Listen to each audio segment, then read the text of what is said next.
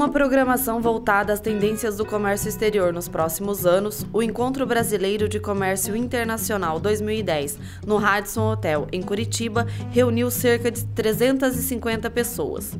No encontro, foi promovido debate sobre a prática do comércio internacional, aspectos legais, contratuais, comerciais, além de apontar tendências para a economia nacional e internacional.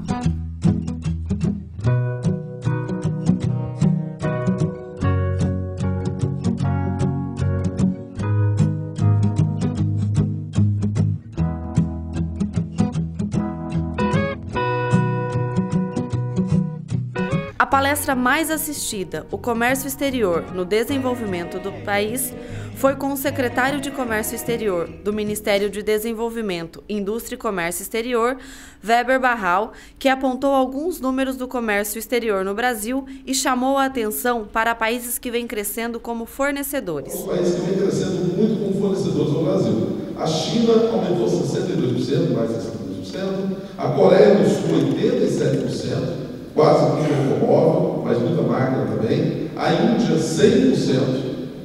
Com o México, temos tido um crescimento grande na importação e na exportação, inclusive tem motivado a negociação de um acordo com o Brasil. Apesar disso, também a participação das importações são pequenas, relativamente ao comércio brasileiro. Só para fazer uma comparação, no caso do México, quase 3 vezes isso. Segundo Barral, os principais desafios são tributação, logística, custo da burocracia, câmbio e atuação do setor privado. Nosso desafio é crescer mais do que as exportações, ou seja, vai crescer 19% nós queremos crescer 30%, 9,2% no ano que vem, a ideia é chegar a mais de 15%. Tem várias políticas do governo tentando fazer isso, todas elas a chamada TDP, que foi a primeira vez que o Brasil voltou a planejar, ter uma política industrial, e nós fortalecemos as linhas de crédito para a produção e exportação, principalmente através do BNDES. Houve muitas iniciativas de desoneração tributária, apesar de muitas ainda serem necessárias, e, evidentemente, há um ambiente econômico para atrair investimentos no país. Nós estamos intensificando as missões comerciais. Eu saio daqui, vou para Angola e para a África do Sul com a missão de 50 empresários. Nós vamos inaugurar a Apex em Luanda, justamente para manter maior contato com a África. Nós estamos ampliando acordos bilaterais, fechamos Israel, Egito, estamos negociando a União Europeia e, além disso, estamos negociando acordos diferentes. Estamos negociando acordos de serviços com o Chile e com a Colômbia, um acordo de investimentos com o Chile, um acordo bastante abrangente com o México, de bens, serviços, investimentos, compras governamentais e propriedade intelectual, e atualizando um acordo de comércio com os Estados Unidos.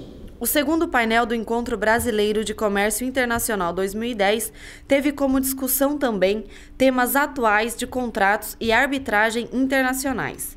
A primeira apresentação foi Contratos Internacionais, Abordagem Prática, com o advogado especialista Rafael Ramon, que procurou esclarecer os itens contratuais para a prática do comércio exterior e as cláusulas essenciais para evitar riscos.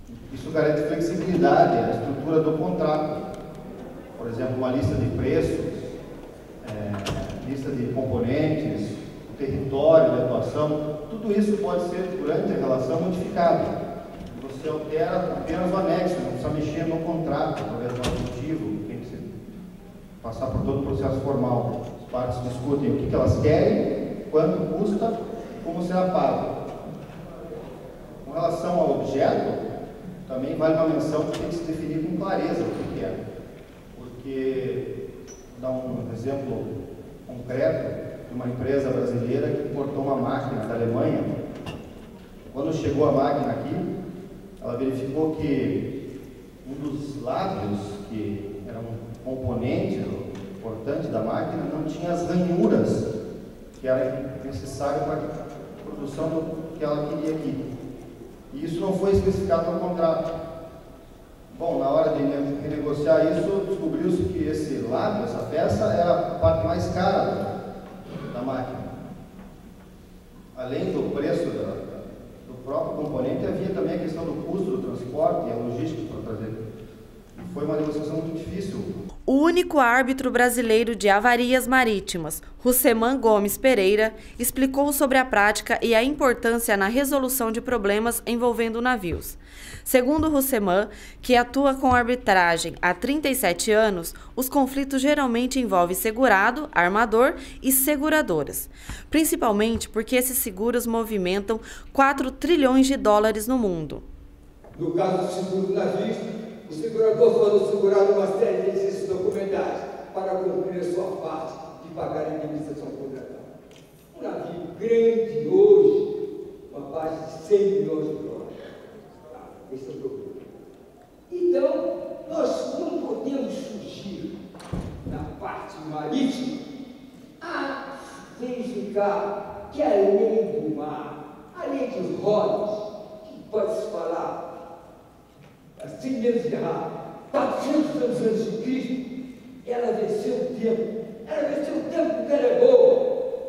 Então, deu origem à Maria Grossa. Ela diz mais ou menos o seguinte: existe uma aventura marítima quando existe navio e carro.